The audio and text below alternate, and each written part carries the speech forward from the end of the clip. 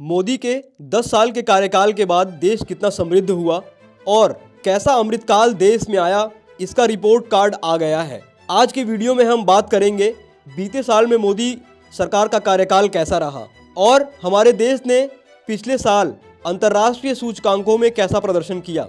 ये जानना हमारे लिए महत्वपूर्ण है कि अलग अलग संस्थाओं द्वारा जो इंडेक्सेस पब्लिश किए जाते हैं उसमें हमारे देश ने कैसा परफॉर्म किया।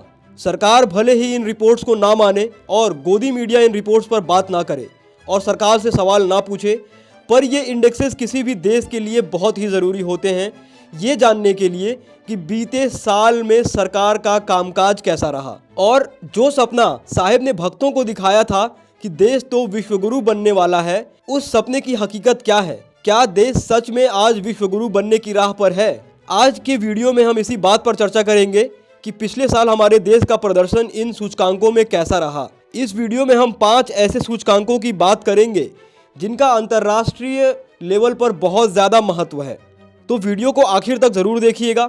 अगर आप चैनल पर पहली बार आए हैं तो देश नीति चैनल को अभी सब्सक्राइब करें और बेल आइकॉन दबा दें ताकि चैनल से जुड़ी तमाम जानकारी आपको मिलती रहे। किसी भी लोकतंत्र को मजबूत बनाने के लिए मीडिया एक बहुत ही महत्वपूर्ण संस्था है। मीडिया सरकार के ऊपर चेक एंड बैलेंस बनाने का काम करती है। सरकार से मुश्किल सवाल पूछना भी एक तरह से मीडिया का काम है।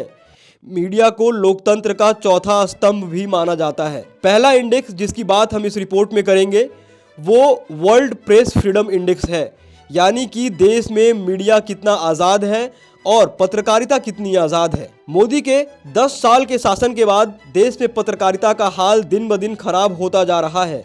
वर्ल्ड प्रेस फ्रीडम इंडेक्स में भारत 159वें स्थान पर है। इस रिपोर्ट को तैयार करने वाली संस्था का नाम रिपोर्टर्स विदाउट बॉर्डर्स है। इस संस्था का कहना है कि पत्रकारों के खिलाफ हिंसा, अत्यधिक संकेंद्रित मीडिया स्वामित्व और राजनीतिक संरेखण के साथ दुनिया के सबसे बड़े लोकतंत्र में प्रेस संकट में है, जिसे 2014 से प्रधानमंत्री नरेंद्र मोदी द्वारा शासित किया जा रहा है। आरएसएफ ने ये रिपोर्ट जारी करते वक्त लिखा कि 2014 से नरेंद्र मोदी के प्रधानमंत्री बनने के बाद से विभिन्न मामलों में प्रेस की स्वतंत्रता की स्थिति खराब हुई है। मुकेश अंबानी, जो नरेंद्र मोदी के मित्र भी हैं, वो देश के अलग अलग 80 मीडिया संस्थानों के मालिक हैं, जिसे करोड़ों लोग अपने टीवी चैनल पर देखते हैं। गौतम अडानी भी, जो साहिब के मित्र हैं, उन्होंने एनडीटीवी को किस प्रकार से एक्वायर किया ये हम लोगों ने देखा।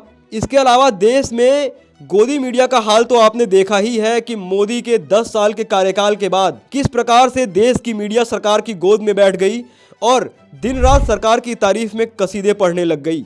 गोदी मीडिया, जो साहिब के पर्सनल पीआर की तरह काम करते हैं, दिन रात अपने स्टूडियो में बैठकर हिंदू मुस्लिम पर डिबेट करते हैं, पर जनता के मुद्दे इनके स्टूडियो से गायब मिलते हैं। प्रेस की हालत लगातार देश में बिगड़ती जा रही है और मीडिया की स्वतंत्रता को लगातार खतरा होता जा रहा है। छत्तीसगढ़ में हमने देखा था मुकेश चंद्राकर के साथ जो घटना हुई, वो इस केस का ताज़ा उदाहरण है। इस रिपोर्ट में जो दूसरी कड़ी है वो है कि देश में जो भूखमरी की समस्या है उससे निपटने के लिए सरकार क्या कदम उठा रही है। देश में भूखमरी है और ये सरकार मानती भी है। पहले हमने आपको बताया था कि किस प्रकार से मोदी सरकार ने भूखमरी मापने वाले पैमाने में बदलाव किया था, क्योंकि सरकार ये आंकड़े सुधारना चाहती थी।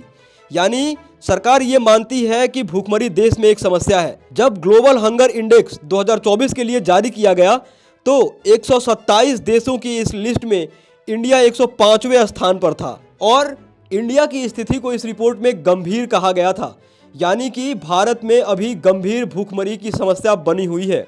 साहिब, जो देश के 81 करोड़ लोगों को मुफ्त राशन देने का दावा तो करते हैं, पर देश में भूखमरी की समस्या खत्म करने के लिए केवल कागजी प्रयास ही किए गए हैं कि ये आंकड़े कैसे बदले जा सके और ये इन आंकड़ों को कैसे कम करके दिखाया जा सके।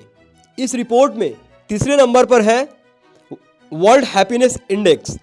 द हिंदू की खबर कहती है कि वर्ल्ड हैप्पीनेस इंडेक्स की रिपोर्ट के मुताबिक भारत के लोग दुनिया के सबसे और नाखुश लोगों में शामिल हैं। स्वास्थ्य, अर्थव्यवस्था और स्वतंत्रता को लेकर लोग कितने संतुष्ट हैं, इसको मानक मानकर ये रिपोर्ट तैयार की जाती है। 2024 के आंकड़ों के हिसाब से 143 देशों की सूची में भारत 126वें स्थान पर है। हालत ये है कि मोदी के 10 साल के शासन के बाद देश में चारों तरफ हताशा फैल चुकी है।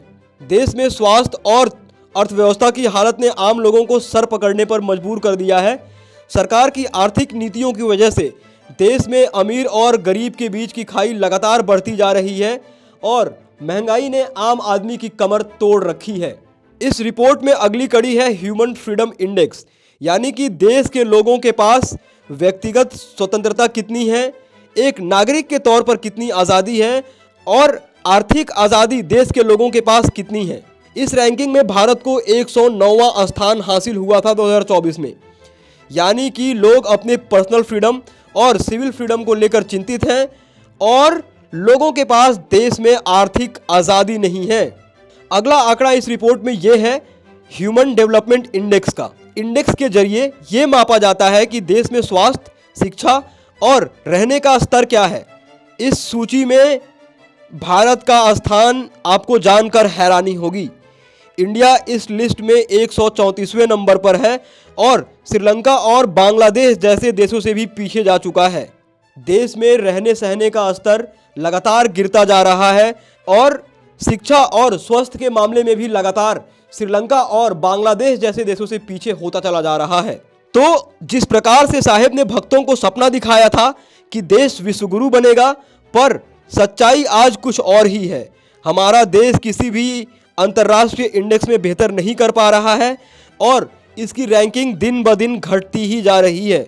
गोदी मीडिया इन खबरों को नहीं चलाएगा और ना ही सरकार से सवाल पूछेगा। तो आपकी जिम्मेदारी है कि आप आज़ाद पत्रकारिता का समर्थन करें, चैनल को सब्सक्राइब करें, वीडियो अच्छी लगी हो तो वीडियो लाइक करें और ज़्यादा से ज़्यादा लोगों तक पहुंचाएं। और ऐसे तमाम खबरों के लिए देखते रहिए देश नीति। धन्यवाद।